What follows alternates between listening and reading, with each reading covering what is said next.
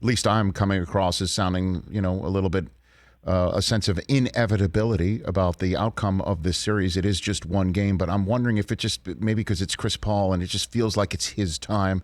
It just feels like he's not being stopped by the usual things that cut him short with injury, or in the case of COVID, that he just finished the Clippers with a 41 piece and dropped a 32 piece in game one. It just seems like he's on fire right now, and not to be stopped. Jeff. Well, these second halves have been phenomenal these last two games. I mean, the shooting numbers, and what Chris Paul combines is, when he's right, is remarkable offensive efficiency and a ruthless competitor. Those two things are hard to find in combination, but we'd all be making a mistake if we overreact to one game. Mm-hmm. I think the Bucks have to get better play from Holiday in particular. Middleton's got to get started sooner.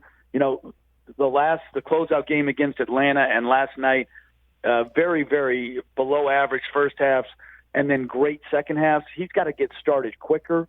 And then, how does Antetokounmpo, how does he react to game one? Is he okay still? Is he able to play at a high level? I thought he looked great, and I also thought Phoenix did a great job on him. So, I thought, both things, he had a very good game considering all the circumstance, but he did not overwhelm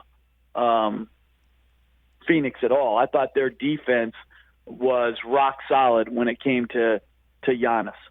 What do you make of the sense of the conversation surrounding the Bucks, despite their making the NBA Finals, that Middleton does need to, as you mentioned, get started sooner, and he has to be the guy to finish up late because Giannis is that MVP who is such a liability from the line that he can't be the guy who has the ball in his hands in crunch time, and that's the ultimate problem with the Bucks. What do you make of that sense, Jeff Van Gundy?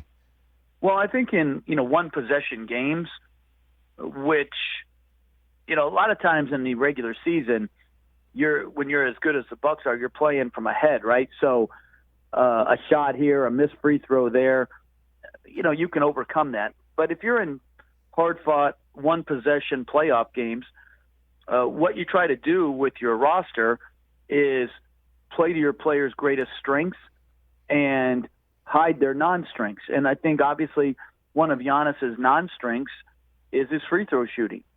And Middleton has a offensive game where he's got the ability to shoot it deep, which we've seen. He's got the mid-range pull-up game. He can get all the way to the basket with his size and finish. And he's an improving passer, right? So he has the whole package. So it's not really a knock on Giannis that we're not going to go to oftentimes late in one-possession games, but we're going to play to Middleton's greatest strength. That doesn't mean Giannis won't take the shot or get an offensive rebound or run a pick and roll and create a play, but the free throw shooting issues are real. And you can't throw away, like if you're up one, down one, most likely you can't take the chance of him getting fouled and having to knock in two. It's smart coaching. It's smart basketball to use your roster. And that doesn't detract from Giannis being a great, great player, but it's using a special offensive player in Middleton appropriately. Hey, you watched all the way to the end. Thanks for that. Watch more right here.